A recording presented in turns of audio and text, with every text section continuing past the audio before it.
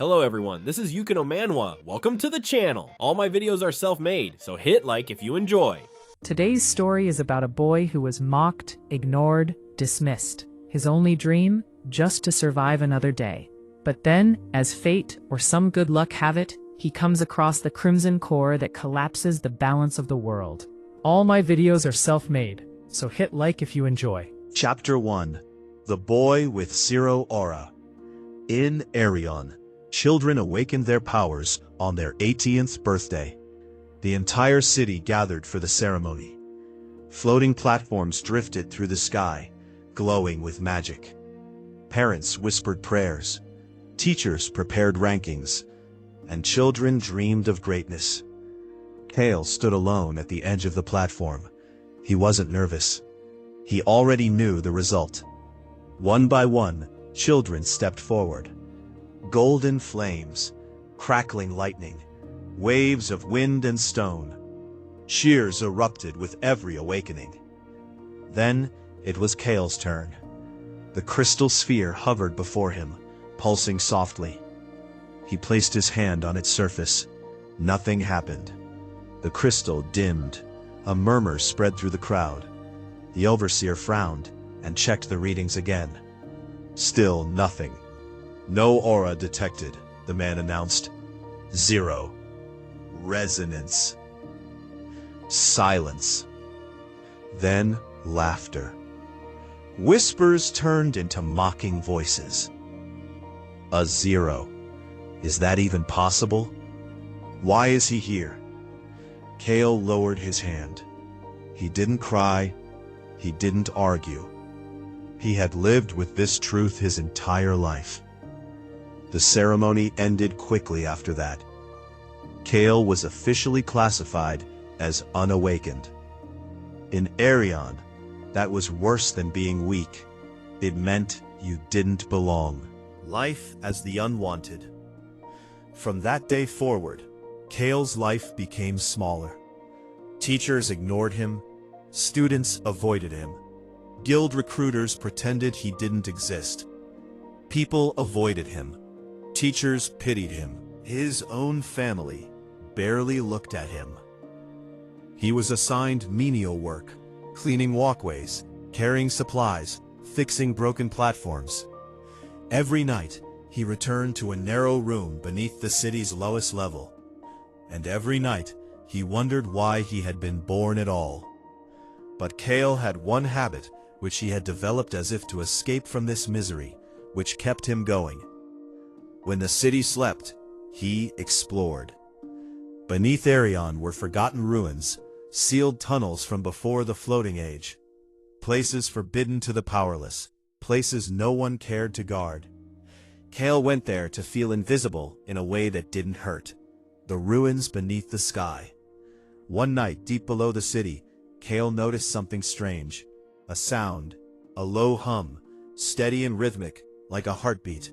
He followed it through a collapsed corridor and into a vast chamber. At the center of the room floated a shard of crimson crystal with bleeding red light. It cracked the air around it. The moment Kael stepped closer, the humming grew louder. His chest tightened. Every instinct told him to run. Instead, he reached out. The instant his fingers touched the crystal, the world went silent. No sound, no light, no gravity. Then pain exploded through his body. Ancient symbols burned into his skin. His heartbeat synced with something vast and hungry. A voice echoed inside his mind. Vessel detected. Compatibility confirmed. Cataclysm core, crimson, activated. Chapter 2. The Power That Should Not Exist. Kael awoke to the sound of cracking stone. By the time he awoke, it was already morning. The chamber was collapsing. The crimson shard was gone. In its place, a glowing sigil pulsed beneath his skin, right over his heart. He staggered to his feet. The air felt different, sharper. He raised his hand, and the rubble around him trembled, then burst apart. Kael froze. He hadn't touched it. He hadn't commanded it. It had responded to him. For the first time in his life, Kael had power. The Sky Guard descends. By this time, Council had already announced a terrifying truth. The relic Kael found was one of the 7 Cataclysm cores, objects responsible for nearly ending the world centuries ago. Moment the Cataclysm core activated, alarms rang across Aerion. High above the city, armored figures launched into the sky. The Sky Guard had detected forbidden energy. To protect the kingdom, the Sky Guard was ordered to capture whoever activated it. And Kael was now their #1 target. Within minutes, Kael was surrounded. The captain stepped forward, eyes cold. "Drop to your knees," he ordered. "You have activated a relic classified for extinction-level threats." Kael didn't understand the words. He only understood fear. "I didn't mean to," he said. "I just touched it." "That relic ended an age," the captain snapped. "Your survival is irrelevant." The Sky Guard attacked. Instinct took over. Kael raised his arm. A crimson shockwave erupted outward. Ground shattered. The guards were thrown back. Kael stared at his trembling hands. "I didn't." The captain staggered. "Impossible. That power should have killed you the moment you touched it." Kael didn't answer. He didn't understand it either. The captain's voice cut through the chaos. "All units, lethal force authorized." Kael ran. Lightning cracked the sky as he leapt from the city's edge, and for a terrifying moment, he fell. Then the power surged again. Energy shaped itself into wings behind him. His eyes glowed crimson, and crimson wings tore through the storm clouds. Kael vanished into the night. But as he escaped, a voice echoed in his mind.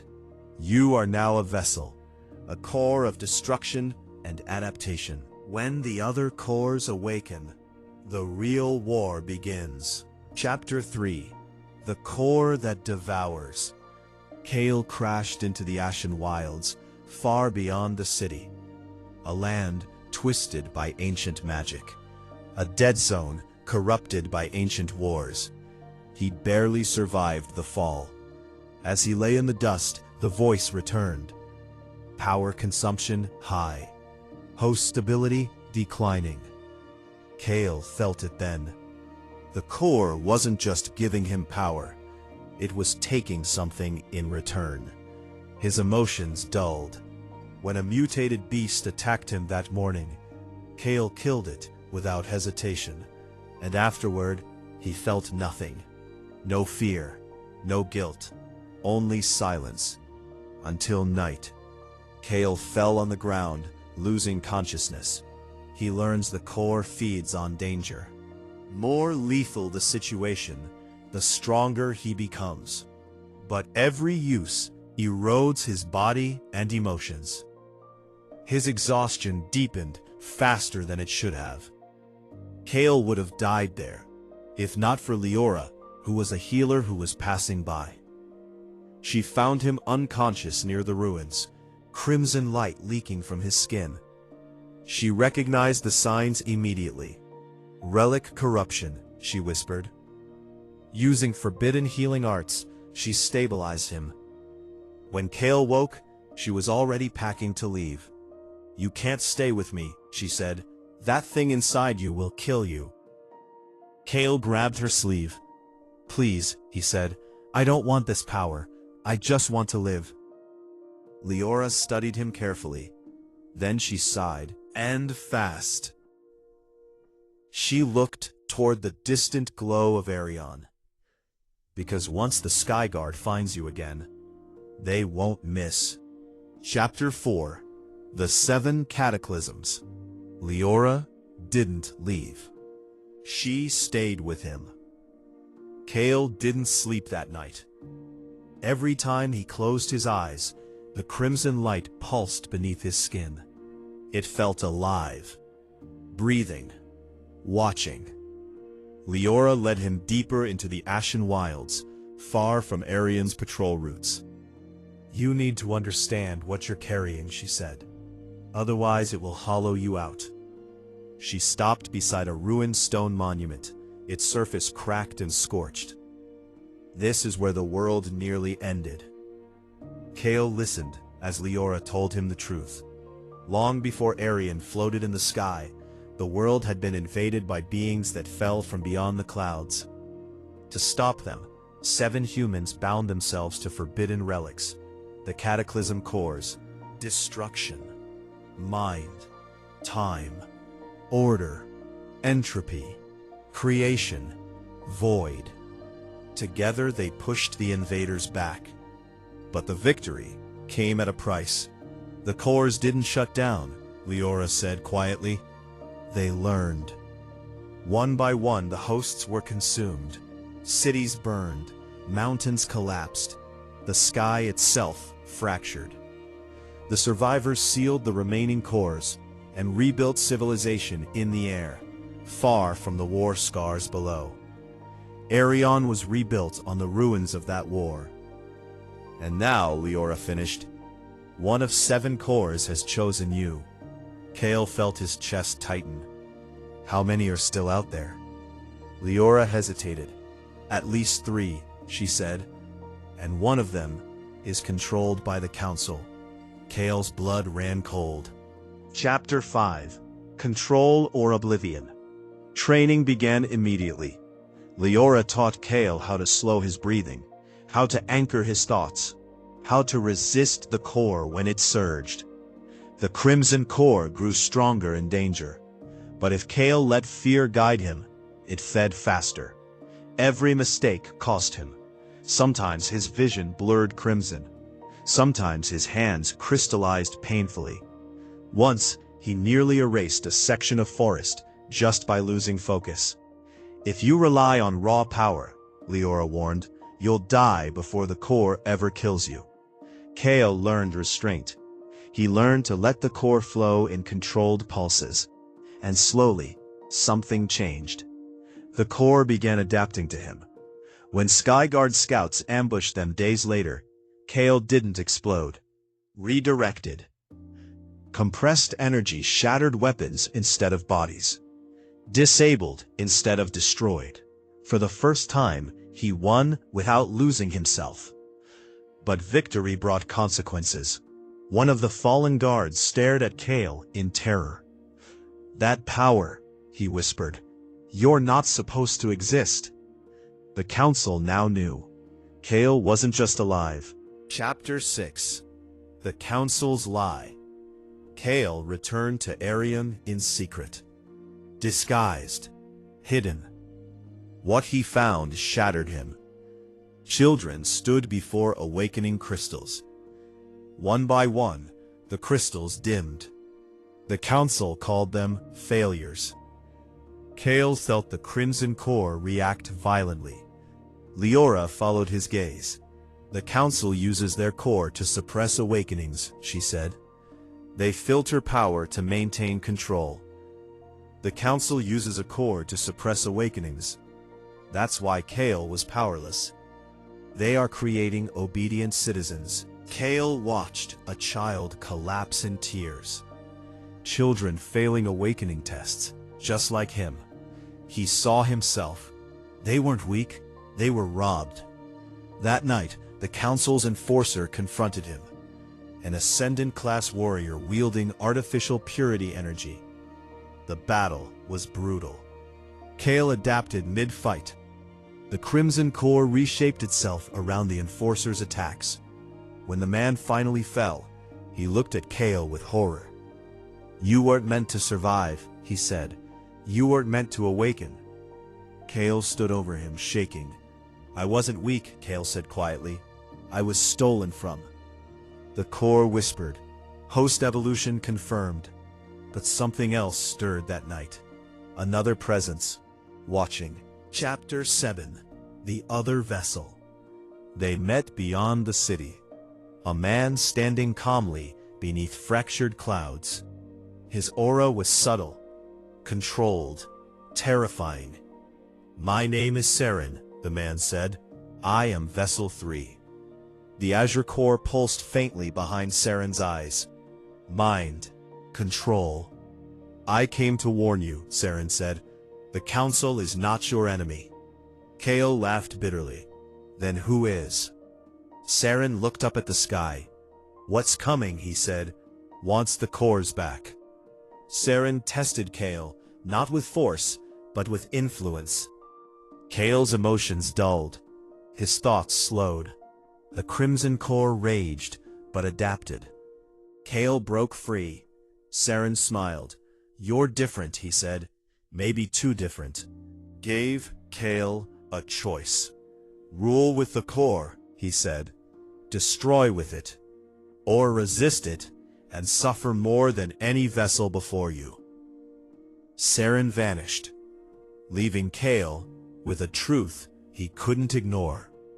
This war wasn't about power. It was about identity. Chapter 8. When the Sky Broke. Kael felt it before anyone else did. The Crimson Core trembled violently inside his chest. Not hunger, not rage, fear. Leora clutched her head as the air around them vibrated. Kael, she whispered. It's happening. Above Aerion, the sky split open. Not with lightning, not with sound, but with absence. A massive fracture spread across the clouds like shattered glass. And through it, something stared back. Then they fell. The nullborn descent. Creatures poured from the rift. Tall, distorted, featureless. They moved without sound, without aura. Spells passed through them. Weapons shattered on contact. The nullborn had returned. The Sky Guard mobilized. Instantly, Ascendants clashed against the invasion, and they were slaughtered. Immune to normal auras, attracted to core energy. The Council activated their core. A blinding white dome expanded across the city, suppressing chaos. But the Crimson Core reacted violently. Kael dropped to his knees. The core is panicking, Leora said. It recognizes them. Kael looked up as a nullborn turned its empty gaze toward him. It stopped, and then it smiled. Chapter 9. The Choice. The city burned. Civilians screamed as platforms collapsed. Kael could leave. The Crimson Core urged him to escape, to grow stronger, to survive. But Kael remembered the children, the ones robbed of power, the ones erased. I'm done running, he said. Kael stepped into the battlefield. The Crimson Core surged. Phase 1 wasn't enough anymore. The Nullborn adapted instantly. Kael was overwhelmed. His body began to crack. Bones fractured. Blood crystallized. The voice returned. Phase 2 available. Activation will permanently alter host. Leora screamed for him to stop. Kael smiled weakly. If I lose myself, he said, make sure I don't become a monster. PP. He activated Phase 2. Chapter 10. Phase 2. Becoming. Reality warped. The Crimson Core rewrote Kael's existence. His body dissolved into energy, then reformed. Stronger, faster, adaptive. The Nullborn recoiled. For the first time, they were afraid. Kael no longer fought harder. He fought smarter. Every attack evolved. Every injury rewrote itself. He wasn't overpowering them. He was outgrowing them. A massive Nullborn commander descended. It spoke. Vessel, you are not authorized. Kael answered by shattering the sky around it. The battle was catastrophic. The city nearly collapsed. But Kael adapted beyond the core itself. For one moment, the Crimson Core went silent. Alone. Alive. Free. The truth. Saren appeared beside him. You did it, he said quietly. Kael turned. I didn't lose myself, Kael said. Saren shook his head. No, he said. You surpassed the cores. The sky began to close. But something remained watching, waiting. Kael felt it. This wasn't the end. It was preparation. As the city stabilized, Kael looked at his hands. They were normal again. Human, but changed. The Crimson Core whispered one final truth. You are no longer a vessel. You are a variable. Kael understood. The cores were never meant to win. They were meant to evolve someone who could. And cores are keys, not weapons. The sky healed. The invasion was delayed, not stopped. The war had only begun.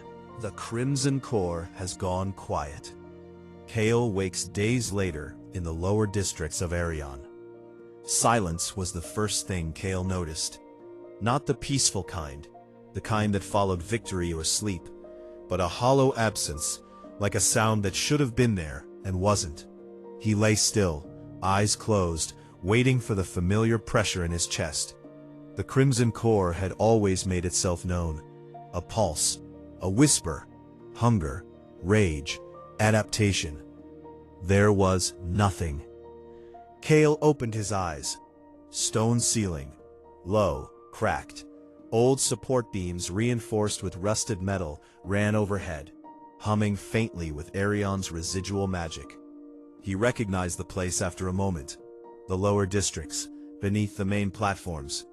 A forgotten medical shelter, half abandoned after the invasion. He tried to sit up. Pain flared, sharp and immediate, ripping a breath from his lungs. His body protested, muscles screaming as if they'd been torn apart and stitched back together by careless hands. He collapsed back onto the narrow cot, jaw clenched. "How long?" he rasped. "You're awake," Leora said softly. She sat nearby, exhaustion etched into every line of her face. Her healer's robes were stained with ash and dried blood, some of it his. Her hands glowed faintly as she finished stabilizing a patient across the room, before turning fully toward him. "You've been out for 3 days," she said. Longer than anyone expected. Kael stared at the ceiling again. 3 days. The last thing he remembered was the sky breaking, then rewriting itself. Phase 2, becoming something else. Standing in the aftermath with Saren, the core silent for the first time since it had chosen him. He swallowed. "The city? Aerion still floats," Leora replied. "Half the upper platforms are damaged. Thousands injured. Hundreds dead." Kael closed his eyes. "And the Nullborn?" "Gone," she said, retreated the moment the fractures began to seal. That didn't comfort him. He reached inward, instinctively, the way he always had, toward the presence that had once burned in his chest like a second heart. Nothing answered. A flicker of panic cut through him. He tried again, focused harder. Something stirred. Not power, attention. It was like standing before a vast, dark ocean that had once raged and now lay unnaturally still. Not gone, watching, waiting. Kael's breath caught. "It's still there," he whispered. Leora nodded grimly. "I know." He turned his head toward her. "I can't feel it the way I used to." "That's because it's no longer driving you," she said. "You changed the relationship." Kael let out a humorless laugh that dissolved into a cough. "That's one way to put it." Leora hesitated, then spoke carefully. "Kael, when you activated Phase 2, the core stopped behaving like a parasite." He frowned. "What does that mean?" "It means," she said, choosing each word with care, "that it no longer sees itself as your master." A chill ran through him. Before he could respond, voices rose outside the shelter, angry, fearful, arguing. The muffled sounds of boots on stone, orders being given, then contradicted. Kael pushed himself upright despite the pain. "What's happening?" Leora's expression hardened. "Politics." Aerion had never known how to handle a hero who didn't belong to its systems. In the upper districts, banners were already being raised, makeshift symbols painted in crimson and white. Some bore Kael's likeness, distorted by rumor and fear. Glowing eyes, wings of energy, a silhouette tearing the sky apart. They called him Savior. Others used different words. Weapon, anomaly, variable. Kael moved through the city in disguise, hood pulled low, his presence carefully restrained. He felt exposed without the core's constant pressure, like walking without armor for the first time after years of battle. Every step reminded him how human he still was. People whispered as he passed. "Did you see him during the invasion? They say he fought the Nullborn alone." "No, I heard he became one." Kael flinched at that. In the council spire, the whispers were sharper. They can't let him live. He shattered a core. He destabilized the balance. He inspires disobedience. Behind sealed doors, far above the streets, the surviving counselors argued in low, furious voices. Their white-robed enforcers stood at attention, hands resting on weapons that suddenly felt insufficient. "The people are celebrating him," one counselor hissed. "Publicly condemning him now would spark revolt. And privately allowing him to live will invite catastrophe," another snapped. "He is no longer a vessel. He is uncontrollable." A third voice, quieter but colder, cut through the room. "Then we do what we've always done. We erase him quietly." Kael felt it before Leora spoke. A tightening in the air, a subtle distortion, like a wrong note in reality's harmony. "The council," Leora said under her breath. "They've moved." Kael stopped walking. He didn't need the core to know when he was being hunted. "I thought they'd wait," he said. "They're afraid," she replied, "and fear makes them sloppy." For a moment, Kael considered running, leaving Aerion behind, letting the city deal with the consequences of its own choices. But then he remembered the children at the awakening platforms, the way the crystals had dimmed, the lies that had shaped his entire life. "No," he said quietly. "If they want me gone, they can say it to my face." Leora grabbed his arm. "Kael, I'm done hiding," he said, meeting her eyes. "That's what all of this was supposed to change." She studied him for a long moment, then released her grip. "Then don't do this as a weapon," she said. "Do it as yourself." Kael nodded. The plaza before the council spire filled faster than anyone expected. News spread like wildfire. Kael is here. Citizens gathered in waves, some out of loyalty, others out of fear, all of them drawn by the sense that something irreversible was about to happen. Council enforcers formed a defensive line at the spire's base. Kael stepped forward alone. No wings, no crimson light, just a young man in worn clothes, standing beneath the shadow of power that had once erased him. A counselor appeared on the balcony above, voice amplified by magic. "Kael of the lower districts," she declared, "you stand accused of activating forbidden forces, destabilizing the realm, and threatening the survival of Aerion." Kael looked up. "When I was 12, he said, his voice carrying without magic, I was told I didn't exist." Murmurs rippled through the crowd. "You took power from children," he continued. "You called it balance. You called it safety. But all you did was decide who deserved to live loudly and who should disappear quietly." The counselor's face hardened. "You are not fit to judge." "No," Kael agreed, "I'm not." Silence fell. "I'm not a ruler. I'm not a core. I'm not your weapon," he said. "I'm proof that your system was never complete." Something shifted then, not in the air, but in the people. The Crimson Core stirred faintly, not with hunger, but with recognition. Leora felt it too. The counselor stepped back. High above, deep within the spire, something ancient and restrained cracked its bindings. The council's core, long used to suppress, to filter, to control, reacted. And for the first time in centuries, it hesitated. Kael felt the core inside him lean forward, listening, not obeying, listening. The silence that followed was heavier than any roar, and the city held its breath, unaware that this was not an ending, but the first true consequence of choice. Chapter 11. The Fractured Sky.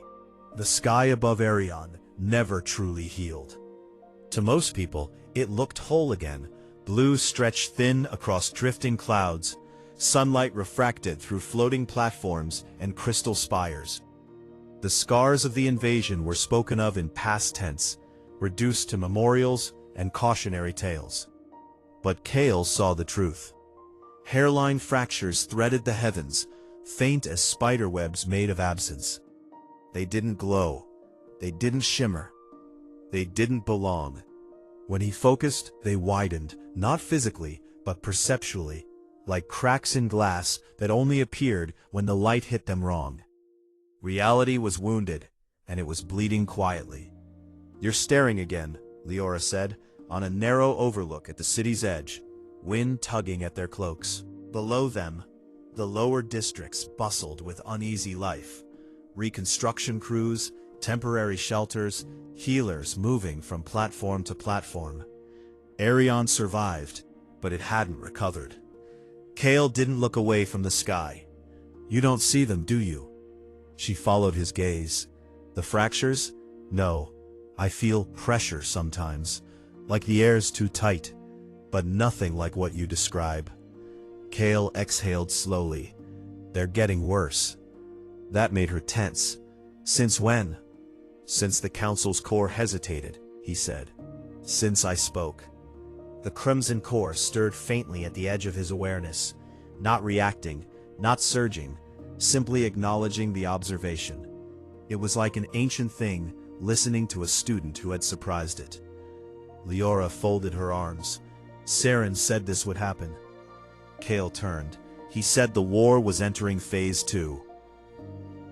He didn't say how." As if summoned by his name, the air behind them bent.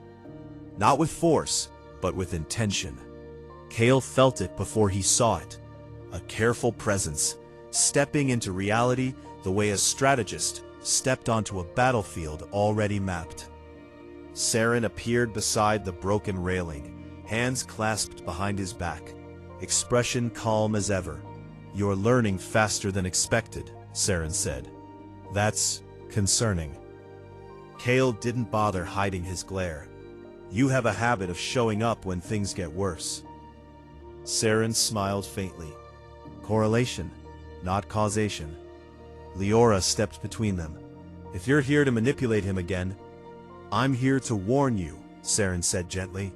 "Both of you." Kael crossed his arms. "About the fractures?" Saren nodded. "They're not damage, they're interfaces." That word made Kael's skin crawl. "Interfaces to what?" Leora asked. Saren looked up at the sky. "Other awakenings."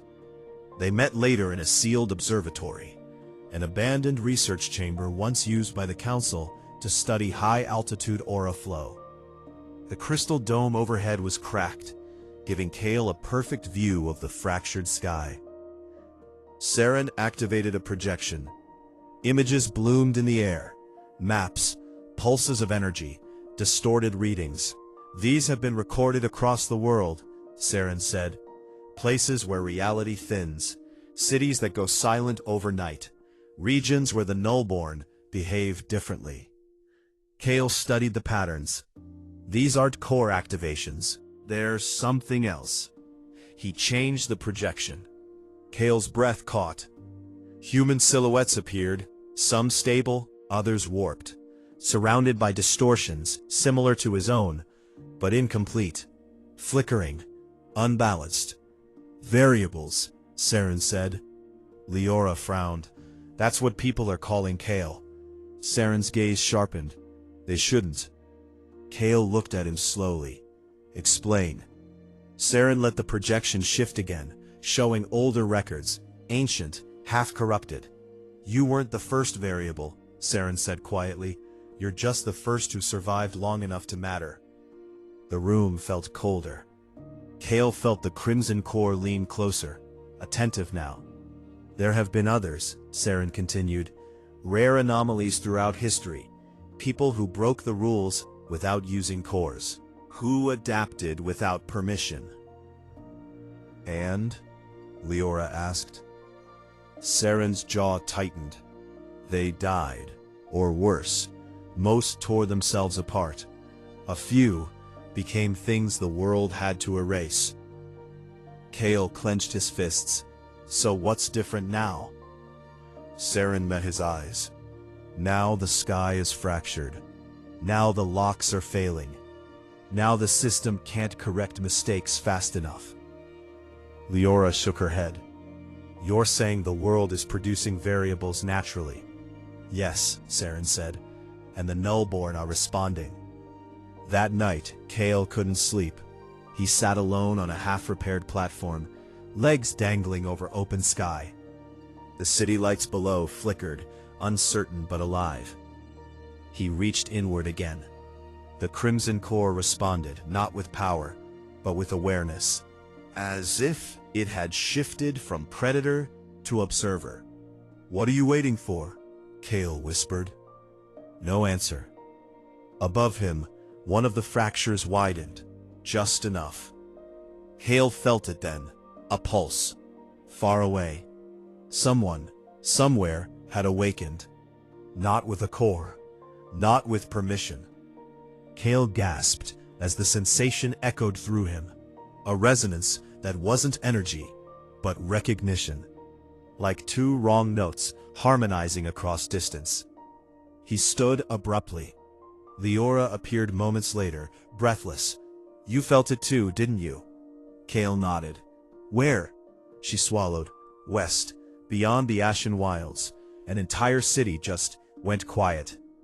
Saren joined them, his expression darker than Kael had ever seen it. The Nullborn didn't do that, Saren said. Not directly. Kael turned to him. Then who did? Saren hesitated. That, he said, is what scares me. They reached the edge of the fractured zone 2 days later. The land below was wrong. Buildings stood intact, but empty. No bodies, no signs of struggle, just absence. Like life had been edited out. Kael stepped forward and felt the pressure immediately. Reality resisted him, like a membrane stretched too thin. Leora grabbed his arm. Careful. I know, he said. A figure stood at the city center, human-shaped, still. Kael approached slowly. As he drew closer, the figure turned. Its eyes were normal, its face calm, too calm. You can see the fractures, it said. Kael froze. Yes. The figure smiled faintly. That means you're early. What happened here? Kael asked. The figure gestured around them. A failed variable. Leora's voice shook. Failed how? The figure tilted its head. They tried to force adaptation. The world pushed back. Kael felt sick. And the people? Collateral, the figure replied neutrally. Saren stepped forward. Who are you? The figure considered the question. A correction attempt. Kael's core stirred sharply. Warning, not hunger. You're not Nullborn, Kael said. No, the figure agreed. We're what comes before them. The air trembled. High above, the fractures widened. The figure looked up, almost reverently. They're watching now. Kael felt it too. Something vast shifted beyond the sky. Something aware. Something patient. Saren's voice was barely audible. The war has changed. Kael stared at the silent city, at the cost of failure laid bare. He finally understood. Phase 2 wasn't about power. It was about selection. And the world had begun choosing, violently, imperfectly, who was allowed to evolve. Kael clenched his jaw. Then we changed the criteria, he said. Above them, the fractured sky listened, and did not object. Chapter 12. The Council Falls. Aerion had always believed itself eternal.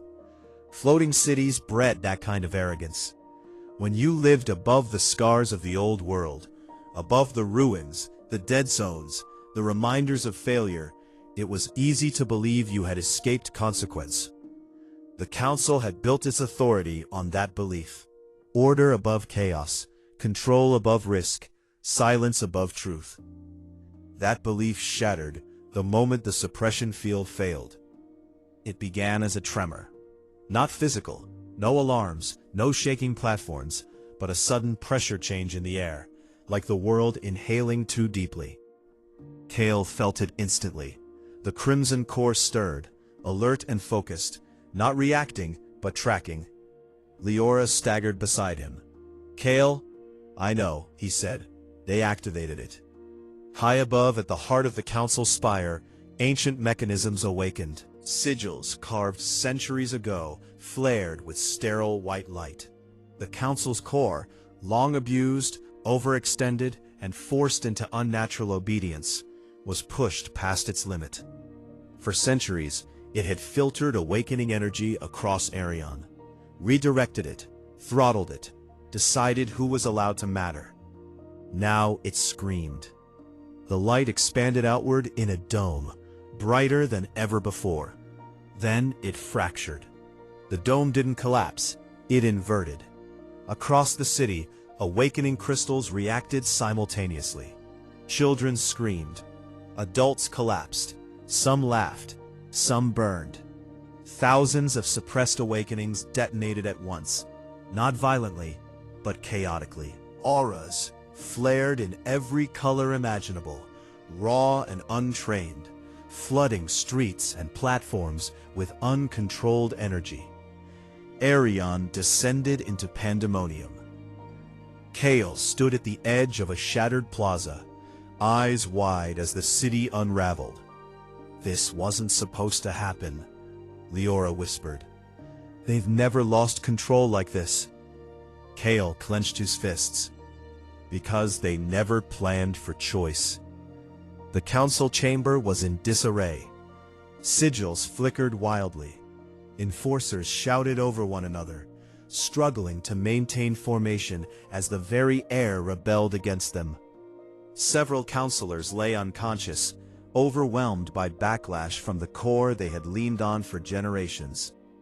"This is your fault," one counselor screamed at another. "You pushed it too far." "We had no choice," came the reply. "The variables, Kael, he destabilized the flow. The people are awakening without authorization. Entire districts." The chamber doors exploded inward. Not from force, from refusal. The guards' weapons disintegrated in their hands, reduced to harmless dust by a controlled, precise pressure wave. Kael stepped through the opening, Leora at his side. He didn't glow. That terrified them more than any display of power ever had. "You," one counselor hissed. "This is treason." Kael looked around the chamber, the shattered symbols of order, the fear naked on faces that had never expected accountability. "No," he said calmly. "This is consequence." Enforcers moved to attack. They never reached him. Kael didn't strike them down. He didn't explode. He simply adjusted the space between intent and action. Their movements slowed, then halted entirely, suspended by an invisible recalibration of force. The crimson core hummed softly, approving, not of violence, but of precision. Leora stared, awed despite herself. "You're not suppressing them," she murmured. "You're denying the outcome." Kael didn't respond. His focus was on the council. "You stole power," he said, voice steady. "Not just energy, potential. You decided who would awaken and who would be erased." One counselor spat. "We preserved civilization." "You preserved control," Kael corrected, "at the cost of evolution." The core beneath the chamber pulsed violently, reacting to his presence. It recognized him, not as a vessel, but as an invalid variable in its equations. "You don't understand what you're destroying," another counselor said desperately. "Without suppression, Aerion will tear itself apart." Kael stepped closer to the edge of the core chamber. "I understand exactly what you're afraid of," he said. "A world where power answers to choice instead of fear." The core lashed out. White light surged upward, seeking to override him. The crimson core stirred, not aggressively, defensively. The two forces collided, not explosively, but fundamentally. Suppression met adaptation. Control met refusal. The council's core cracked. A sound like breaking glass echoed through the spire, deep and resonant. The light faltered, then imploded inward, collapsing into a singular point before shattering completely. The chamber went dark. Silence followed. Then across Aerion, awakening stabilized. Not controlled, not suppressed, balanced. The council fell without ceremony. No executions, no dramatic arrests. Their authority evaporated the moment the core broke, and with it, the illusion that power could be hoarded indefinitely. Crowds gathered outside the spire as Kael emerged. They expected a conqueror. They saw a tired young man instead. Kael stepped forward, standing before thousands, awakening citizens, frightened families, former enforcers unsure of their place in a world that no longer obeyed old rules. He took a breath. "I won't lead you," he said. Confusion rippled through the crowd. "I won't replace the council. I won't decide who you are or what you're allowed to become," Kael continued. That's what nearly ended the world. A child near the front, newly awakened, aura flickering erratically, looked up at him. "Then, what happens now?" Kael knelt, so they were eye level. "Now," he said softly, "you choose." The crimson core pulsed once, acknowledging, not commanding. Leora felt tears burn her eyes. Above them, the fractured sky shifted, not healing, adjusting. Far beyond Aerion, in places where reality thinned to threads, other forces reacted. Variables sensed the change. Some rejoiced, some raged, some prepared for war. And deep within the fractures, the Nullborn observed the collapse of control with cold interest. "The lock has failed," one intoned. "Correction attempts increasing," said another. "And the anomaly?" asked a third. A pause. "The anomaly has declared intent." Night. Kael stood alone again, at the city's edge. The core within him was quiet, not dormant, but respectful. It no longer whispered of hunger or evolution. It waited. Leora joined him, wrapping a cloak around his shoulders. "You just ended an age," she said. Kael shook his head. "No, I ended a lie." She studied him. "Do you know what comes next?" Kael looked up at the fractured sky, at the countless unseen eyes now aware of him. "Yes," he said quietly, "war. Not for power, but for the right to change without being erased. And for the first time, the world did not decide without him." Chapter 13, The First Variable War. The world did not descend into chaos all at once. That was the first lie Kael had believed. After the council fell, Aerion didn't burn. It fractured, quietly, unevenly, unpredictably. Power didn't explode outward in a single cataclysm. It diverged, spread, adapted to people instead of systems. And that was far more dangerous. Kael felt it everywhere now. Not the crimson core, still restrained, still listening, but something deeper. A subtle tension woven into reality itself. Like threads being pulled in different directions, each one insisting it was the correct path forward. Variables were awakening. Not all of them were kind. The first confirmed clash happened far from Aerion.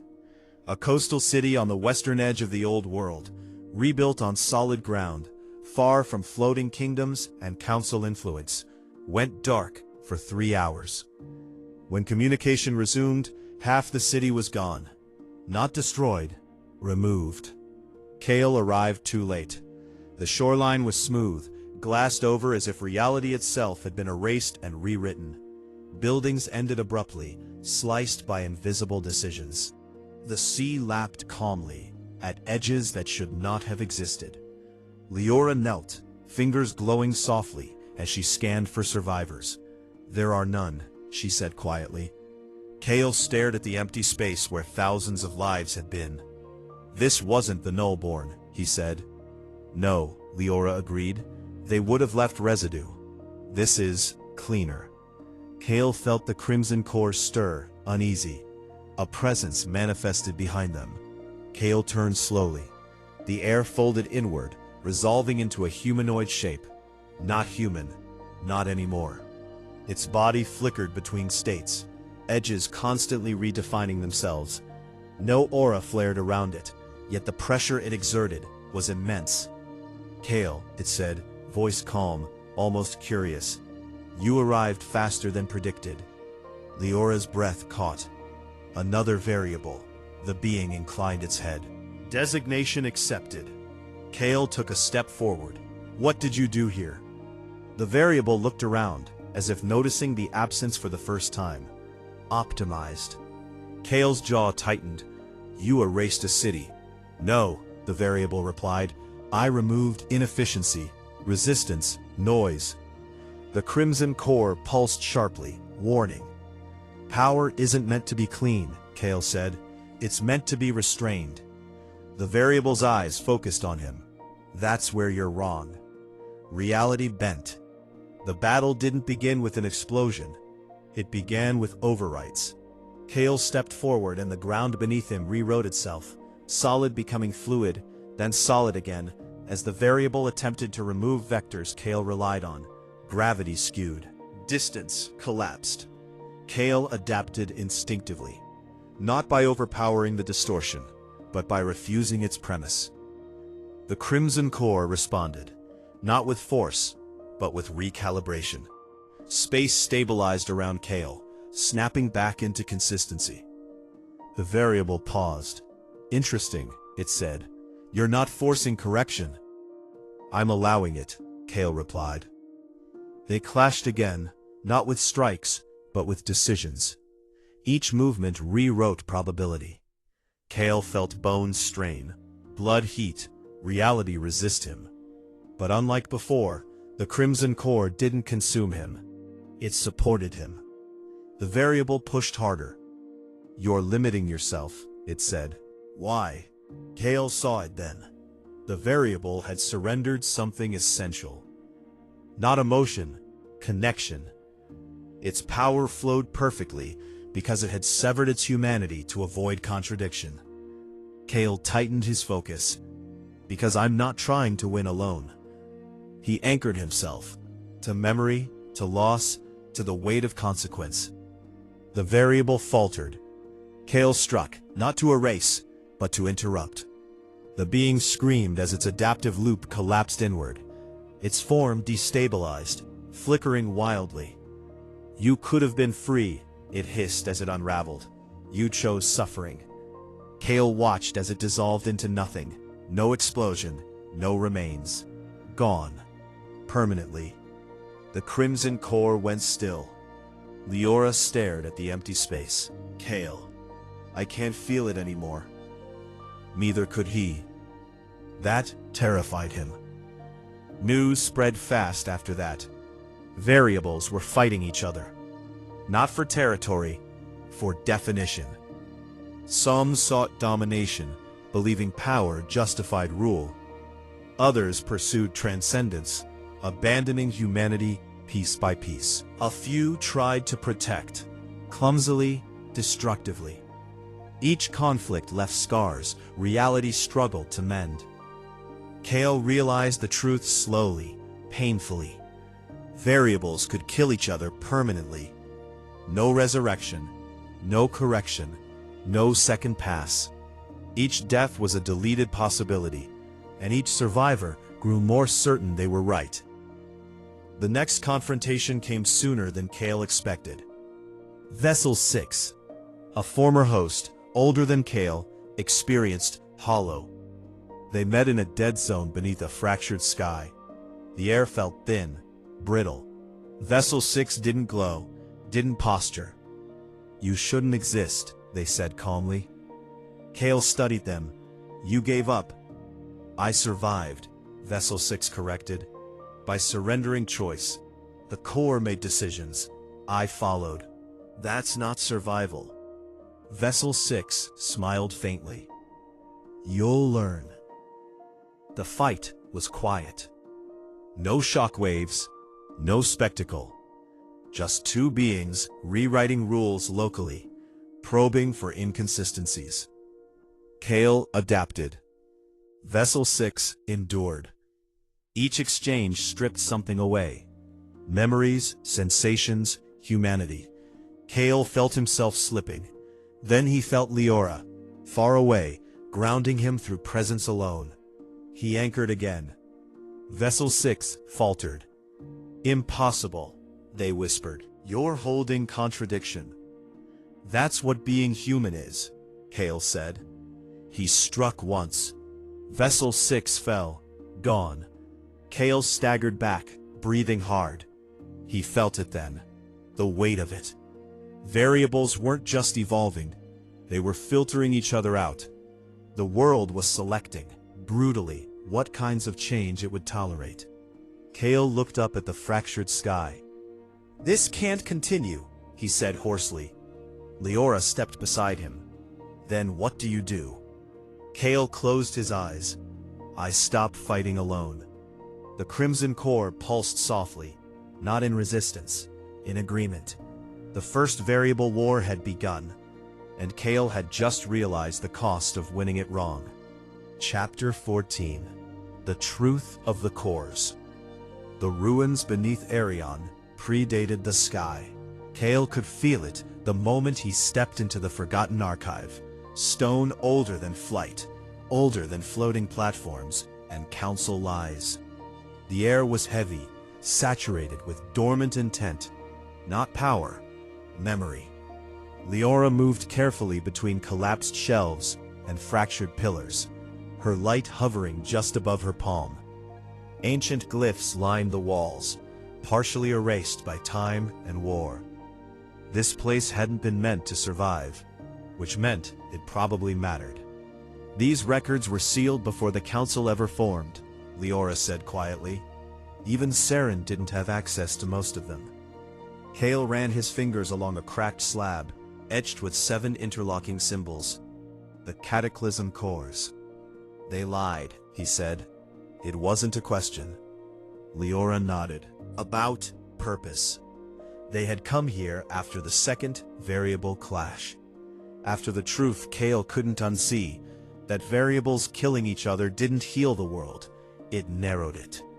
Each victory removed a possible future. Something was wrong with the framework itself. And frameworks, Kael was learning, always had designers. Leora activated the archive. The room responded reluctantly, light bleeding from runes that hadn't been touched in centuries. Images formed in the air, broken, incomplete, but coherent enough to tell a story the council had buried. The first image showed the world before the floating age. Grounded cities, open skies, a reality stable. Then the sky tore. Not shattered, opened. Kael's breath caught as he saw them, the Nullborn. But they weren't descending in violence. They were forming barriers. "Wait," Kael murmured. "They're not attacking." "No," Leora said slowly. "They're containing." The image shifted. Something else pressed against reality from beyond the breach. Vast, abstract, wrong in ways Kael's mind struggled to process. Not a creature, not an army, a pressure. A concept too large for existence to host safely.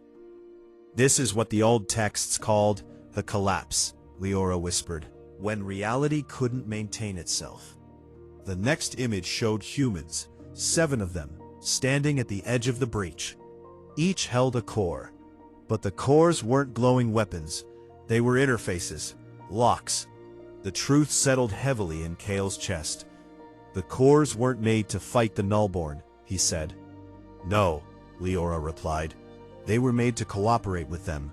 The Nullborn acted as wardens, external stabilizers that prevented reality from being overwritten by what lay beyond.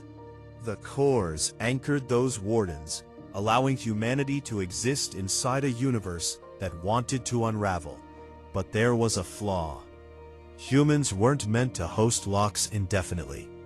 The cores learned, adapted, turned inward. What began as containment became domination. What the Council called invasion, Kael said, was maintenance, Leora finished. And what they called control was panic. The archive flickered, showing the aftermath. Cores consuming hosts, cities erased, Nullborn retreating, not defeated, but withdrawing as containment failed. Humanity rebuilt in the sky, far from the scars, and rewrote history. Kael staggered back, head spinning. All this time, he said hoarsely, we've been fighting the wrong enemy, and making the real one stronger. Kael felt the crimson core stir, not defensively, guiltily. You knew, Kael whispered inwardly. The core did not deny it. It had been created as a lock, twisted into a weapon, and then forced to evolve beyond both. That was why it had panicked when the Nullborn returned. They weren't prey, they were context. The archive showed one final projection, a future model, the fractures widening, variables clashing, cores destabilizing, Nullborn deploying in greater numbers, not to attack cities, but to isolate outcomes, to prune futures that threatened total collapse. Leora's hands trembled. They're not trying to wipe us out. They're trying to prevent something worse, Kael said. A silence fell between them. Kael finally asked the question he'd been avoiding. What happens if they fail? The archive answered for them. The projection distorted, laws unraveling, time stuttering, identity collapsing into noise. Not destruction, meaninglessness, reality without persistence, existence without continuity. Leora swallowed hard. That's the end. Kael stared at the image. No, he said quietly. That's erasure. They weren't alone. Kael felt it the moment the archive dimmed, a presence folding into the space like a shadow aligning with the room. Saren stepped out of the distortion, face pale. You weren't meant to see this yet, he said. Kael rounded on him. You helped design the system. Saren didn't deny it. You chose control, Kael said. You chose locks over trust. I chose survival, Saren snapped, emotion breaking through his calm for the first time. The world was breaking. We needed time. And you stole it from everyone else, Kael shot back. Saren's shoulders slumped. Yes. Leora watched him carefully. The Nullborn, they're not enemies. No, Saren agreed. They're custodians, and they're losing patience. Kael felt the weight of it settle fully now. Variables weren't a glitch. They were a response. Reality's attempt to grow beyond locks and wardens alike. The cores aren't meant to win, Kael said slowly. They're meant to create someone who can. Saren met his eyes, and that's why you terrify them. That night, Kael stood alone at the edge of the ruins. The fractured sky loomed overhead, faintly luminous with unseen pressure. He reached inward again. The Crimson Core responded. Not as a master, not as a weapon, as a tool waiting to be repurposed. You're not a key, Kael said softly. You're a lock that learned too much. The core pulsed once. Acceptance. Kael exhaled. If the Nullborn are wardens, and the cores are locks, he murmured, then variables are something else entirely. Leora joined him, her voice quiet. What? Kael looked up at the broken sky, an answer the system didn't predict. Above them, far beyond perception, something vast shifted. Not hostile, not benevolent, curious. The truth had been uncovered, and that made the next phase inevitable. Because the real enemy was no longer hidden. It simply hadn't arrived yet. Chapter 15. The Sky Beyond the Sky. The fracture did not open. It accepted him. Kael felt the shift the moment he crossed the threshold. Not a tear, not a gate, but a quiet redefinition of where he was allowed to exist. The sky thinned, color draining into a pale, unreal gradient. And then the world inverted. There was no falling, no flying, just transition. Leora's hand slipped from his wrist as reality folded, her shout muted into nothing. Kael reached back instinctively, but the fracture had already sealed behind him, smoothing itself as if he had never passed through. He stood alone. The place beyond the sky was not empty. It was exhausted. A vast layer of existence stretched before him, colorless, depthless, suspended in a state between persistence and collapse. Structures floated without purpose, half-formed geometries that suggested laws trying and failing to agree with each other. This was not another world. It was a buffer, a dead layer of reality where failed rules went to decay. Kael's breath fogged faintly, though there was no cold. The crimson core stirred, not alarmed, reverent. "You came from here," Kael whispered. The core did not answer in words. It didn't need to. Kael could feel it. This place resonated with the same ancient intent as the core, but stripped of direction. Like a forge after the fire had gone out. A presence noticed him. Not suddenly, not aggressively. It was already aware. Kael had simply crossed the threshold where acknowledgement became possible. The space before him bent, not collapsing, not distorting, but paying attention. The dead layer rearranged itself into a shape Kael's mind could tolerate. Not humanoid, not monstrous, a convergence. It spoke without sound, without language, directly into the structure of his awareness. "You are not a lock." Kael swallowed, heart hammering. "I know. You are not a warden. I know that too." A pause. The presence adjusted, as if recalculating. "You should not exist. You're not the first thing to tell me that." The dead layer pulsed. Amusement, perhaps, or recognition. Fragments of history flooded Kael's mind. The collapse. The nullborn deploying as stabilizers. The cores forged as anchors, interfaces between human choice and cosmic constraint. And beneath all of it, fear. Fear that reality itself could not adapt fast enough. The system was designed to hold, not to grow. Kael's chest tightened, and now it's failing. Yes. The word reverberated across the dead layer, rippling through broken laws and unfinished equations. Variables were not part of the design. Kael met the presence head-on, but we're part of the outcome. Another pause, longer this time. "You are an emergence." The phrase carried weight. "You're saying I'm a byproduct. You are a question." Kael felt the crimson core stir sharply at that. Not in offense, but in alignment. "What happens if the question isn't answered?" Kael asked. The dead layer darkened. Reality defaults. Images flashed, worlds freezing into static, timelines collapsing into sameness, infinite stability achieved through absolute limitation, existence preserved, meaning lost. That's not living. Correct. The presence shifted again, closer now, not physically, but conceptually. You could ascend. Kael felt it immediately. The offer. Not power, authority. A restructuring of self that would place him outside consequence, beyond contradiction. He could become a stabilizing principle, a new lock, a replacement for the failing system. He saw it all in an instant.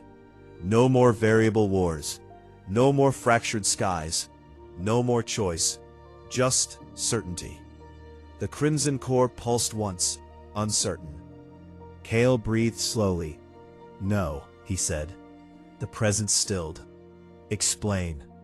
"If I become that," Kael said, "then nothing actually changes. You just trade one cage for another. Cages preserve. They also suffocate. You said it yourself. The system wasn't built to grow." The dead layer trembled faintly. "Growth introduces risk." "Yes," Kael agreed. "That's the point." Silence stretched, not empty, but evaluating. Then, something unexpected. The presence smiled. Not with expression, with allowance. "You refuse ascension." Kael nodded. "I refuse to become the answer you expect." The Crimson Core went utterly still. For the first time since it had chosen him, it did not assert relevance. It deferred. "Interesting," the presence conveyed. The dead layer began to destabilize, not violently, but responsively. Laws loosened, possibilities bleeding back toward coherence. "You will cause conflict." "I already have." "You may fail." "I already have." "You may break reality faster than we can contain it." Kael met the presence without flinching. "Then stop trying to contain it. Start trying to understand it." Another long pause. Then, quietly, "We will observe." The presence receded, not retreating, not withdrawing, waiting. Kael returned the same way he came. Or rather, reality returned him. The fracture reappeared just long enough to release him back into the sky above the ashen wilds. Air rushed into his lungs as gravity remembered him. He collapsed to one knee. Leora was there instantly, gripping his shoulders. "Kael, you vanished. What happened? Where did you go?" Kael looked up at her, eyes clear, shaken, alive. "I saw where the cores came from," he said quietly. Her face paled. "And?" "And they're afraid," Kael replied. Saren stepped forward from the tree line, expression tense. "Afraid of what?" Kael stood slowly. "Of change they can't model," he said. "Of growth they can't control." He looked up at the fractured sky. "And of us." The Crimson Core pulsed, not as a lock, not as a weapon, but as a reminder. Kael had refused godhood, refused certainty, and in doing so had made himself far more dangerous than either. Beyond the sky, something ancient continued to watch, not with hostility, with anticipation, because for the first time since the collapse, reality itself did not know how this would end. Power fades, but stories remain. If you enjoyed this journey through fate, sacrifice, and awakening, don't forget to like, subscribe, and join us. Because here on Yukino Manhwa, we don't just watch stories, we live them. Until the next world awaken.